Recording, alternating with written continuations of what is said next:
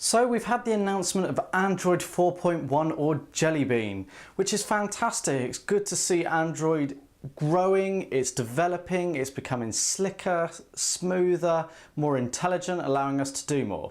However, I can't help but think that Google are sort of exaggerating the fragmentation within Android. Now we need development, that's quite key, that's how operating systems in the world progresses. But there's this big issue at the moment that there are devices on the market that are running older versions of Android, be it 2.3 or Android 4, and now there's Android 4.1. Now, for a lot of people, the version of Android isn't really going to matter.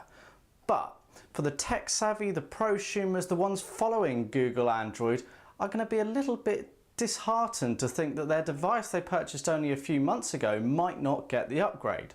Now, no upgrade plans have been announced for anything other than the Nexus devices at the moment, and quite probably a lot of the devices will get Android 4.1. But there's a lot of devices that are currently running Android version 2.3 that have been promised an upgrade to 4, and now they've seen an announcement of Android 4.1, but they haven't even got Android 4 or Ice Cream Sandwich yet. Now, using Sony as an example, they have just released the Android 4 upgrade for their Xperia S, their flagship model for the first part of 2012. And it's great to see that they've actually now begun rolling that out and everyday users can start picking that up. But if you've heard in the press about Android 4.1, you're going to want that.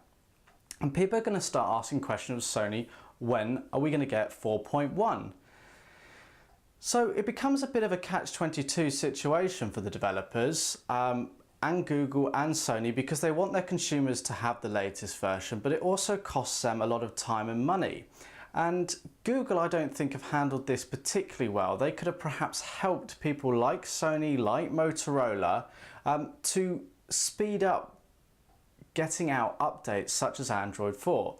Now, it's difficult, you don't want to provide favoritism to any of the manufacturers, but Google know full well that devices like the Xperia S have only just had Android 4, and some Motorola devices haven't even had it yet, and now they're announcing 4.1, and that doesn't build much confidence for the consumer, or certainly the pro-savvy consumer, because they just don't know what to get, because they know that the next device they get within a couple of months or even weeks, there's going to be an update to the operating system, and they could be left behind when really they want the latest version. As I say, that there's not many people who are really bothered. The fundamentals of Android still exist, whether it be Android 2.3 or 4.1, but there are many improvements that make the latest version desirable. So do you think Google are actually exaggerating the fragmentation of Android? Because I think I do, and there's been a lot of talk about trying to get